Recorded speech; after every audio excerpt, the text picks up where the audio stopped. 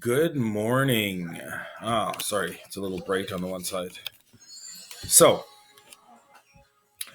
here we are in the last section of our math unit of of financial services. So, looking at the last section of our unit, we're actually looking at personal loans, lines of credit, and overdraft. Okay, now these are all terms that the bank.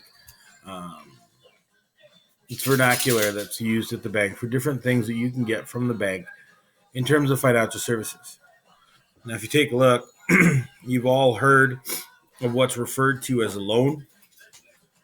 All right. Now, a loan is a thing that's borrowed. Basically, it's a sum of money that you go into the bank for. Let's say whether it's to purchase a car or maybe even purchase a house, but it's a significant amount that you're actually borrowing money.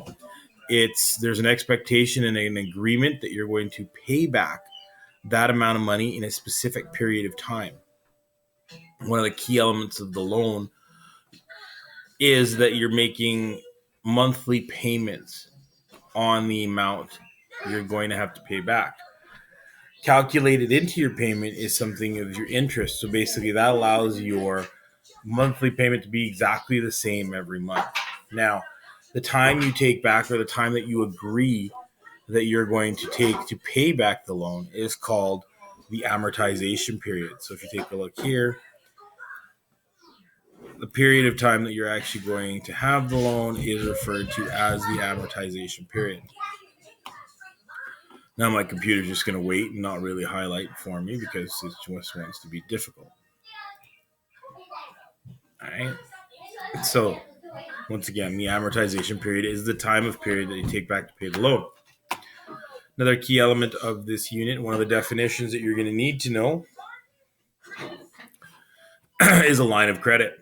Now, a line of credit is similar to a loan, but a little different.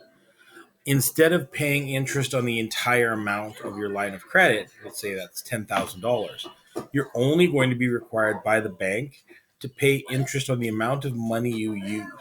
So this isn't a one-time lump sum thing. This is you just have this line of credit that you have access to. So you can at one time borrow $500, at one time borrow $250. It's just that during that period of time, the month calculation, they only calculated on the money you borrowed. Okay? So that's what a line of credit is.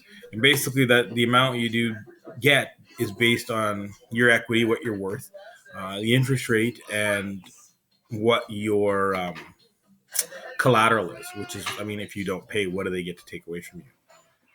All right?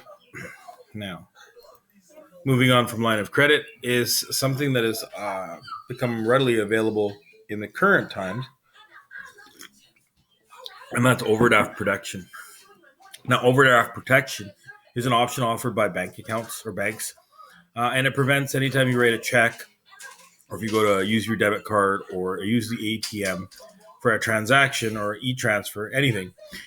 It's kind of like a little insurance policy attached to your bank account that makes sure that you don't go into the negative. So you do have, let's say you have to pay $120 for gas and you got 115. So it allows you to go into negative $5. Eventually, when you deposit money back into there, they'll take that out first.